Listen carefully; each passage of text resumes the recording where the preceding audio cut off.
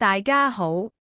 相信有不少朋友都已經睇咗上個星期日晚戀愛真人 show 女神配對計劃第3集，但在臨完結時，梁敏巧的組別突然有所變化，原定的譚品堯、劉啟俊、榮嘉爾的榮嘉爾突然被換走了，改由63歲身家過億余國華頂上。連在場那3位花生團成員都好似全不知情。未繼續講之前，請大家支持，先撳埋免費訂閱嘅鐘仔，多謝大家。講返套劇，呢一個突如其來嘅轉變，網上嘅討論都有好多唔同嘅推測，係自己放棄退選，還是梁敏巧最後改變主意要求換人，大家都好想知道。而根據最新相關嘅報道，原來榮嘉爾因為簽證問題未能前往香港。講返呢位63歲余先生，佢係之前有一集出場時表示自己於2000年離婚後一直單身，自我介紹上則寫上餐廳老闆，年薪超過200萬，身家過億。有網民就話25年前呢位余先生都係大約38歲，正值壯年，應該以佢咁嘅優厚條件，要找回另一半再結婚，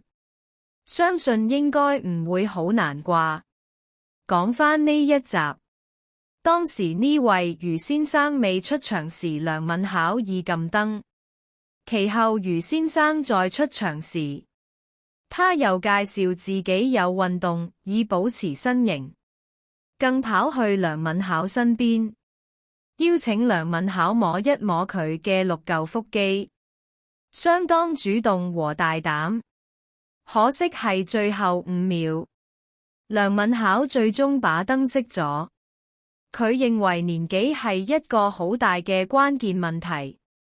但當余先生離場前，搞笑嘅係梁敏巧講咗一句：我哋會再見嘅，好似預計咗自己有可能日後會揀返呢位余先生咁。而森美話年紀絕對真係唔係問題，而戴祖儀話若果要生小朋友，年紀則會係一個問題。但森美覺得都冇問題，更講笑話，重點係你要唔要佢份家產啫。而講返梁敏巧，另一位組員譚品堯醫生，呢位譚先生雖然最近都有好多負面嘅新聞，但其實佢來頭都唔惹少，畢業於聖若瑟書院，係2009年的10優狀元，以拔尖身份入讀港大醫學院。